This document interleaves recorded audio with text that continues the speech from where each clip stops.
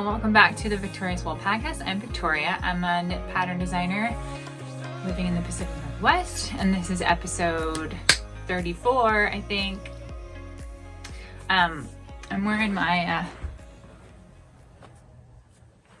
my Aiaia shawl, which is a all over lace with a couple. I just put it on. It makes me not want to take it off. I'll show it maybe a little bit later, but it has a couple of strips of garter to break the lace up, like right here. See that? It's like 4 of them. Yeah, I used Homespun House Non-Superwash fingering weight base, which is called, or was called Dale. I'm thinking maybe she just calls it non-superwash fingering now. I'm not sure. I haven't looked in a little bit, but it's very soft. It's probably one of my favorite fingering weight yarns, and she makes a lot of different colorways that are also beautiful. This is a tonal colorway called Rosegold, and June is my month of, well, the summer really, of relaunching this pattern, which just means I'm going to talk about it a lot and style it a lot and talk about the pattern, how fun it is to knit. I knit it in like 3 weeks, so I do it really fast. And the lace is really easy to memorize. You can do a groove of a 3-stitch repeat on a yarn like this. It's just so beautiful. I would knit it again and do another one, but maybe I will. Maybe I'll do a little one. It's written for 2 sizes. You start off on this end, and you go over here. I'll show you.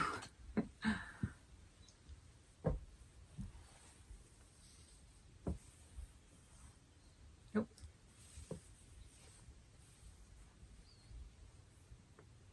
So you start off in the little corner. I've knotted it up, but then you keep going.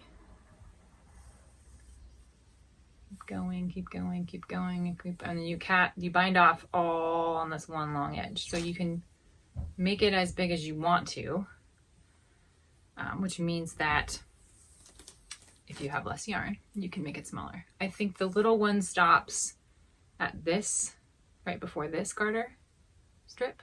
So it's like 1 repeat less, but it does make it considerably smaller because then it would only be about this big. So I might consider some point this summer knitting a little one. And yeah,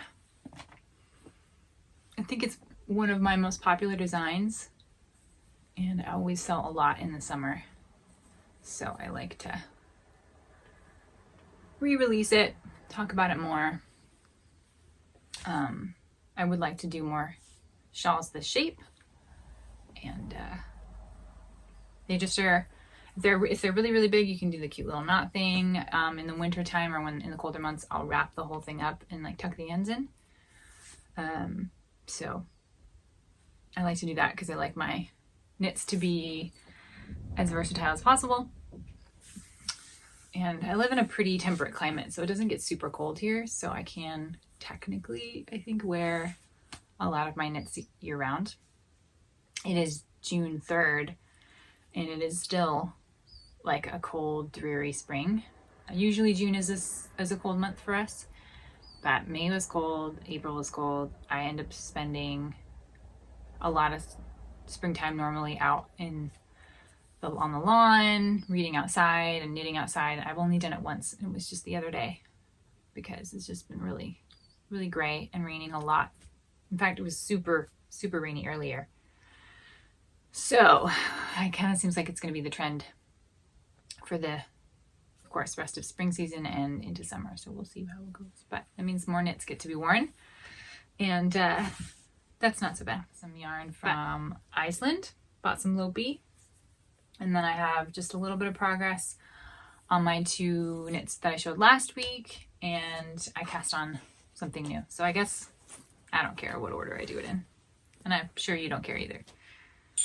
So let's just start with the fun crazy cast on colorway. So this is a good night day pattern, which a lot of their patterns are bulky weight, fun sweaters that are super quick. It's a nice thick what's this called? Neckline. And then you can kind of see the raglan right here. It's a very busy yarn. So it is a basic raglan pullover that is bulky, and I think that if the pattern doesn't already call for it, I'm just gonna kind of take it to my waist and then tuck it in a little bit. And it has balloon sleeves. So I love the way that Malabrigo smells. This is Malabrigo Rasta. I think this is the Costa colorway. It just has like a wonderful like light vinegary smell. I like it. Anyways, this is super fast. And I think like I'm going to try to get the body done maybe by the next time I record. As it's fast to see projects come together really quickly, as fun as it is to knit them that quickly. So yeah, and I'm on my second ball. Looks like this. Yeah. So it's really pretty. I was a little concerned it was a little busy. The reason I got this colorway was because I saw on their website, if you go to where the Rasta is listed, there's a scarf there that was used holding this colorway and another solid together, and so it broke the colors up more. So that's what I thought I was buying. But I can't hold two strands of Rasta together, as that would just be ridiculously bulky. And I'm using a 15 to get gauge with this, so I wouldn't want it to be bigger. But anyway, I'm kind of stuck with the color being closer together, but it's fine. Yeah.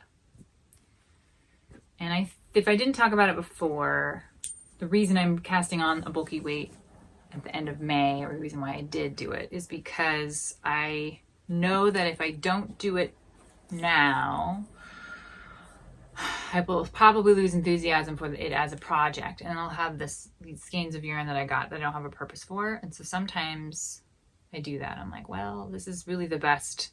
I got to do it with this, but the project I intended, I have to do it now, because that little inspiration is going to run off somewhere else, and I'll be stuck with yarn that I don't know what to do with, which is a bummer. The works in progress I have are not going to look that different. I worked on this sock design.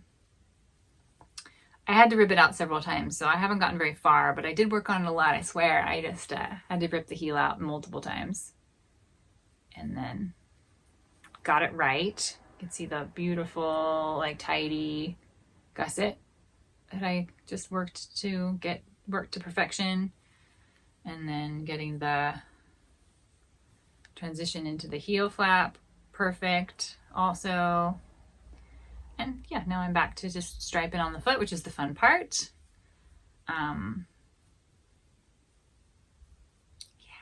So I was hoping to get this done by the end of the week, but it's Friday now, so it's kind of not going to happen.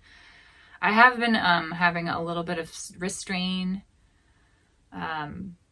that is due to a couple different things, one of which is I really shouldn't be eating wheat or sugar. So I've gone off of that again, and hopefully that will help with inflammation in my joints and stuff. And have arthritis in the family, so I've already, kind of I'm not along that path too far down yet, so I think I can actually make some significant improvements. And I've got a couple of preventative things I'm going to do on a regular basis. So knitting with really small needles, size 1 for these socks, and really big needles like the sweater for the Rasta sweater, and then knitting with Lopi for this other project. Those are all yarns or like needle sizes that are really hard on the hands, so some of it is because of that. But I think actually I've been experiencing wrist and hand strain without really noticing too much, or like not paying that much attention to it, because now that I'm actually putting salve on all the time and doing these other things, I'm like, oh, actually, like, it kind of hurts all the time. So I may have a cyst on the top of my hand. It's getting treated, so we'll see what happens. It's just interesting things. So I would recommend to anyone who wants to take care of themselves better to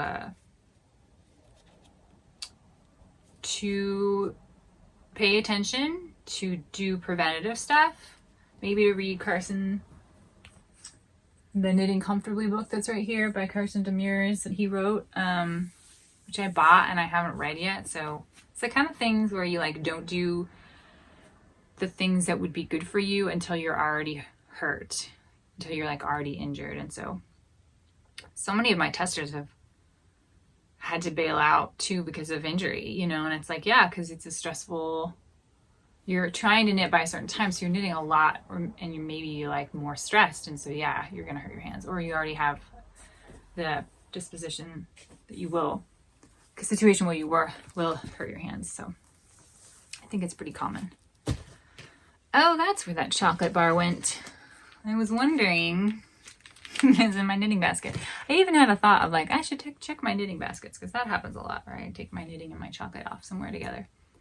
I have my Great Love sweater. And have I worked on it a lot since episode 33? I don't know. Sure, I'm sure I have. It's getting pretty long now. I'm not at the pockets yet. And of course I'm in the middle of the row like I was last time. No planning at all here. Just gonna make do this time. I think last time I knit while I was on camera, and I won't do that again. It's always the way. I don't think anyone's ever showed me a project in the last few years that wasn't like on needles when they wanted to show me. I love the way this wool smells. All right. Yeah, it's bigger. I just did a Instagram reel this week of trying it on. So my waist is like right here. So I probably want to go like another, well, actually, I'm gonna be accurate when I say I had a goal of needing to knit 7 inches from the last time I put a marker on. I'm going to measure it right now, and I can tell you that I did not get to that milestone yet, but I'm close.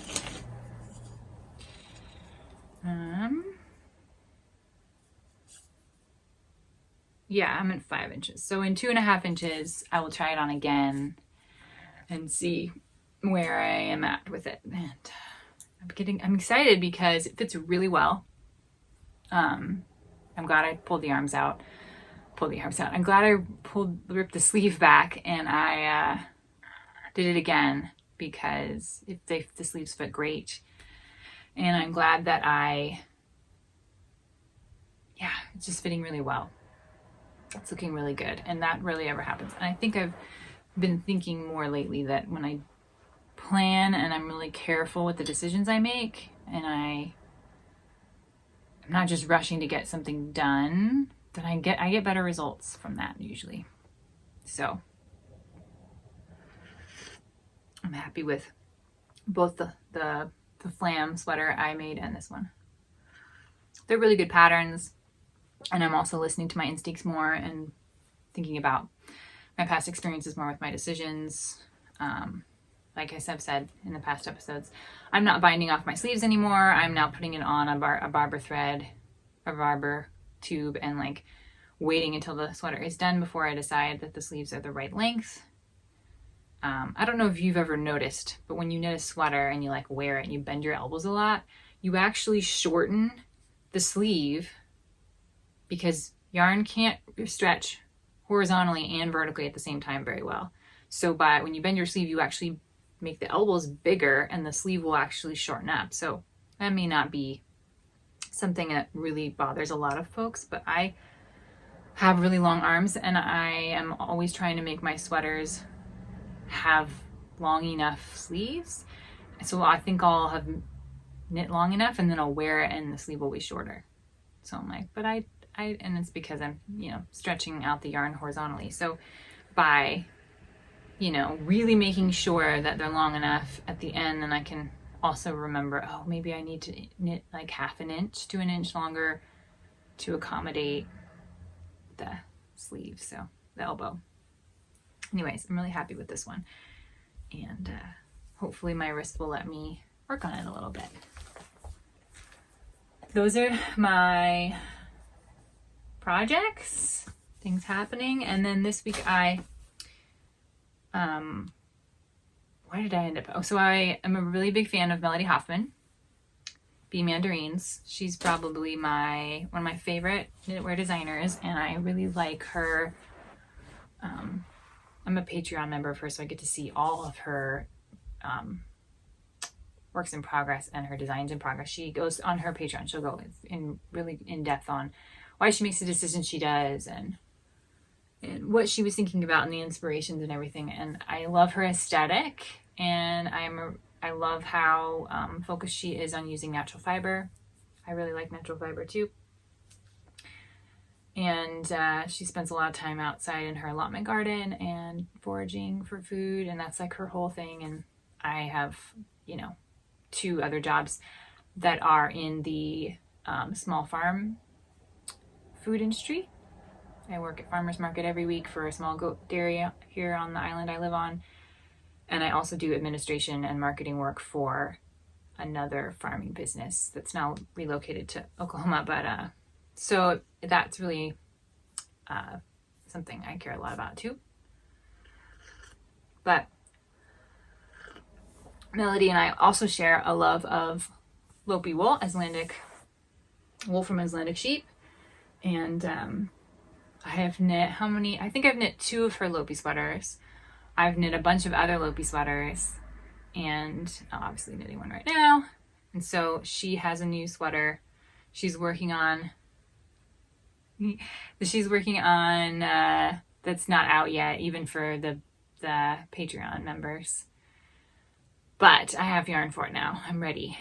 And I often don't have time to knit other people's designs or plan to knit other people's designs too far ahead, because I don't want to overwhelm myself with things that distract me from my own designs. It's hard enough to get my own work to happen. So I haven't knit anything of hers in a while. But I was very, very tempted when I saw her current sweater whip on Monday. So I ordered some yarn from Iceland. I think due to Melody's growing catalog of Lopi sweaters and them being really popular, and due to COVID and like production slowdowns, it's a little bit hard to get Lopi yarn right now, which is really interesting because it's a very rustic yarn. So it's not that it's not popular, it's just not like the trendy yarn or the most luxurious yarn, or in previous years I haven't had a hard time getting it from many different places, and it's very inexpensive. It's inexpensive enough to buy it from Iceland. Also, something I don't like really doing is buying yarn from overseas, because it's already shipped around the world enough, so try not to do that. But with Lopi, it ends up being I end up just buying a lot at once, and it's very cost effective for me to buy it from a company directly there. So Istex is the company that makes Lopi, and I had a source for it. They are not bringing it. They still have some. alafos.is still has Lopi for sale, but I haven't seen that they've added any new stock since before COVID. So I found a new source. I will share it with you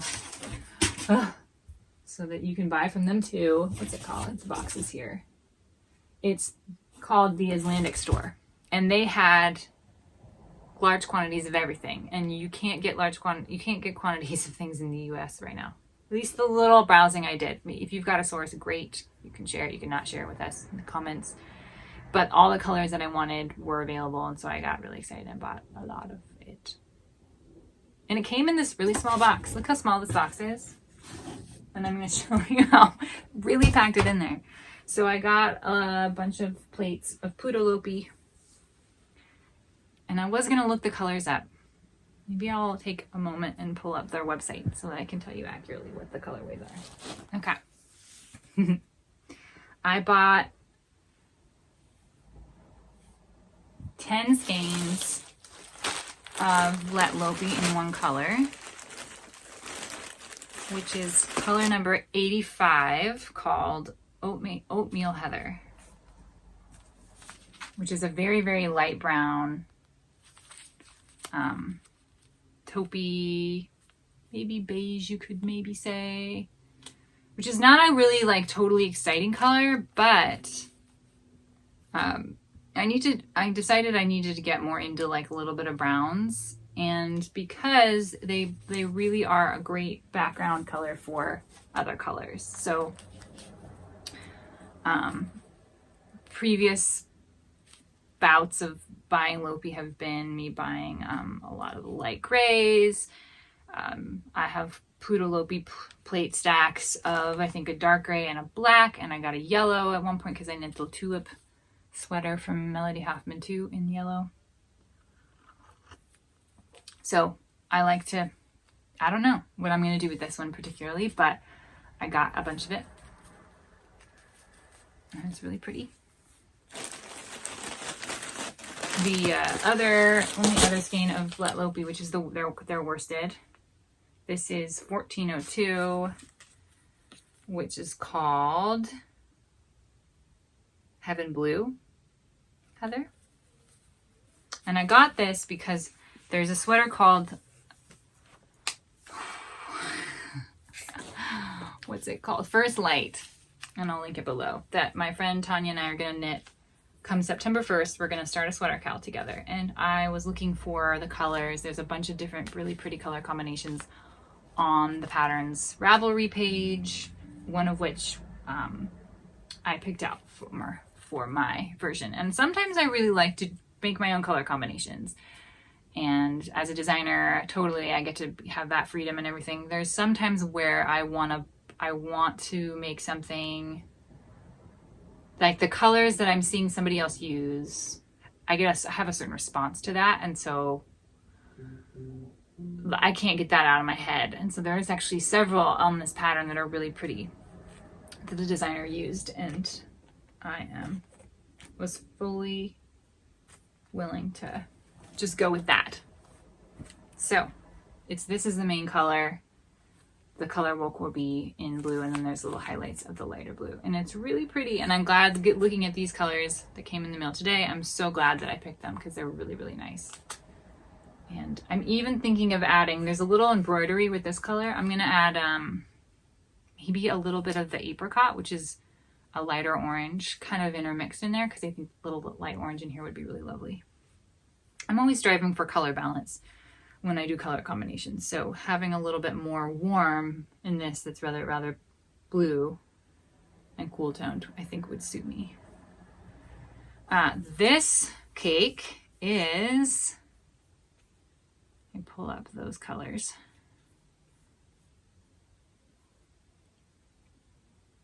Plotulopi always comes in a cake. I think everything else that they sell is in a skein or a ball. This one is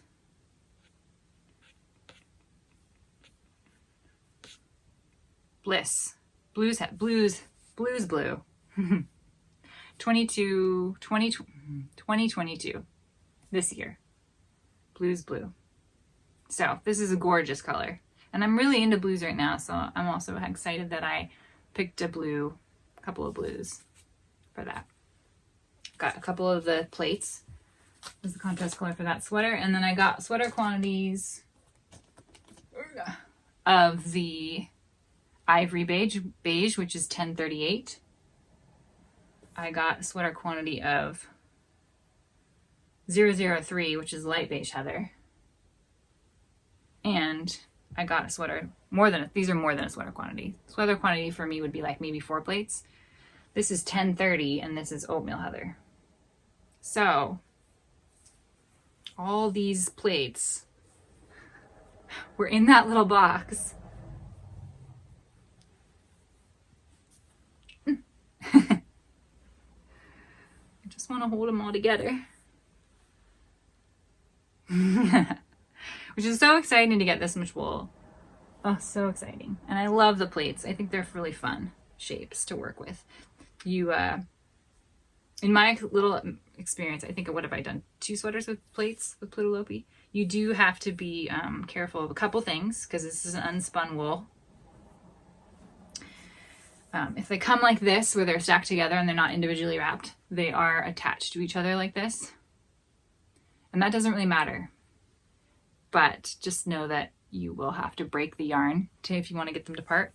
And this yarn is really breakable. As I said, it's not spun. So let me show you. Good spot here. Here we go. Very little pressure requires to split it. And some people like spit and splice it back together, but when I was knitting, it happened so often that all I did was like laid the ends back on top of each other and just like kept using it. The sweaters I have knit with this are very strong. They both actually were blended with mohair, so that's one of the reasons is the silk mohair strand gives it a lot of strength. But yeah, you can easily break it. So the way to use it, if you're gonna pull, I don't know if the sweater that Melody's making now is using 2 strands of Plotulopi, but all the other 2 that I used did. The other 2 sweaters I made did use 2 strands with a strand of mohair. So what I did was I pulled from the center and the outside at the same time, and I would pull out like a couple yards, pull off a couple yards and knit from that, because the pressure from the tension from your hand to the ball can often break the strand, which is annoying. But if you actually like pull out a couple yards at a time, then it doesn't break. Yeah, so it's just a little bit of finessing. And like I said, I didn't spit and splice them back together. I just laid it on top, the 2 ends on top, and just kept knitting. So it's strong enough to hold it. Anyways, so you can look forward to seeing these patterns come about. Melody's still working on hers, so it could be, I'm hoping that she'll give us the beta pattern, us Patreon members, the beta pattern maybe by the end of the summer. Depends on if she's going to try to get that one out sooner rather than later. And then the first light I'll start swatching for that in August.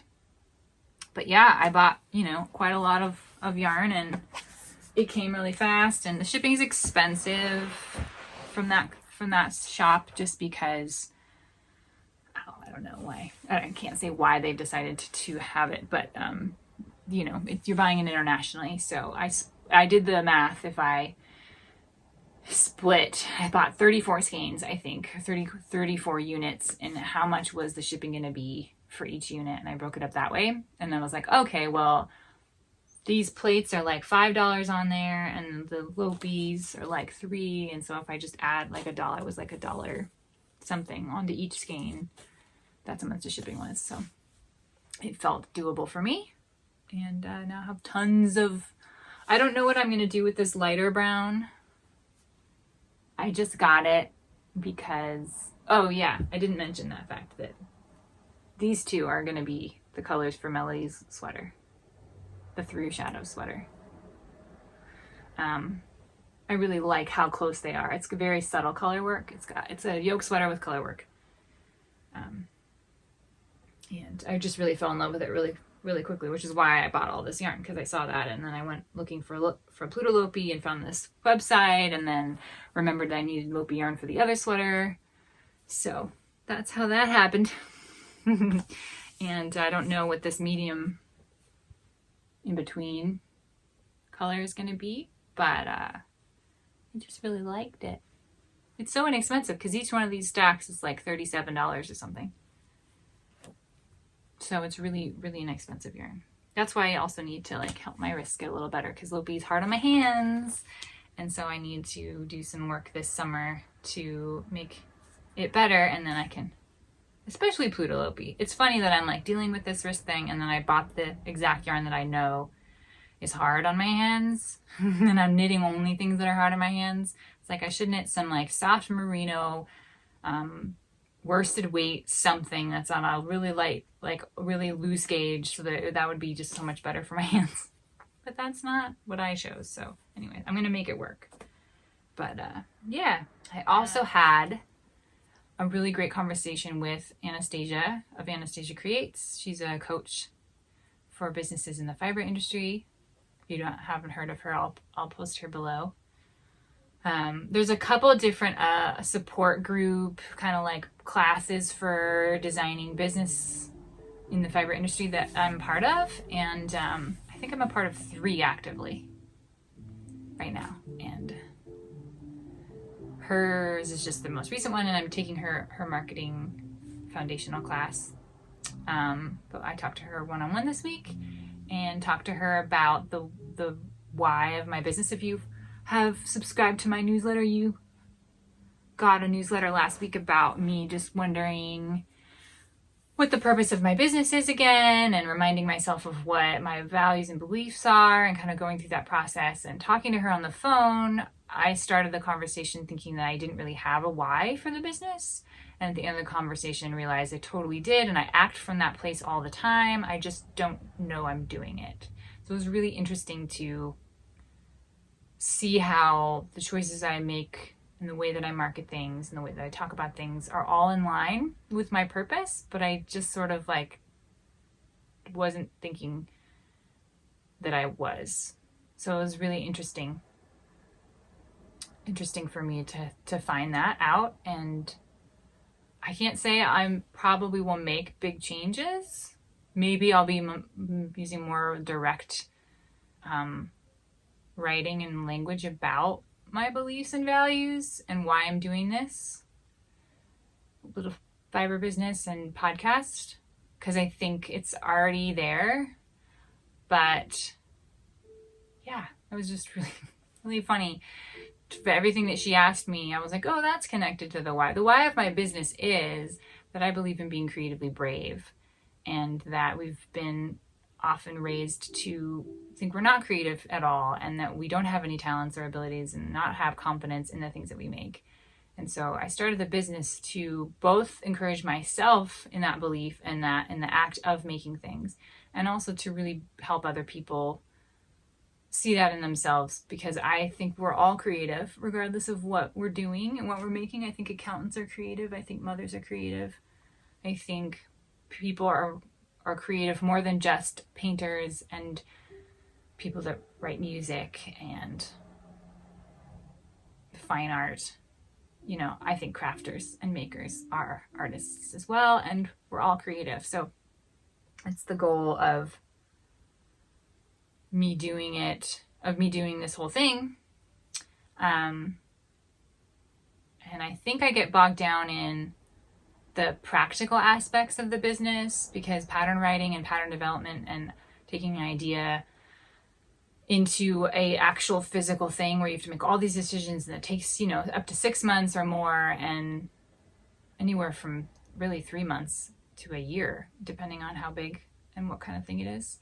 That I just get really bogged down in that and feel it's really easy to feel overworked, like you're just working all the time. And if you don't see results, or the results you expect, or the kind of success you expect, the success you see other people seemingly getting, it can be really discouraging. And I kind of turned away from my own reasons for why I was doing it, and was kind of unhappy for a while. And hopefully I can now be a little bit more excited about it and get back into the right energy to be making some more things. So one last thing, goodness.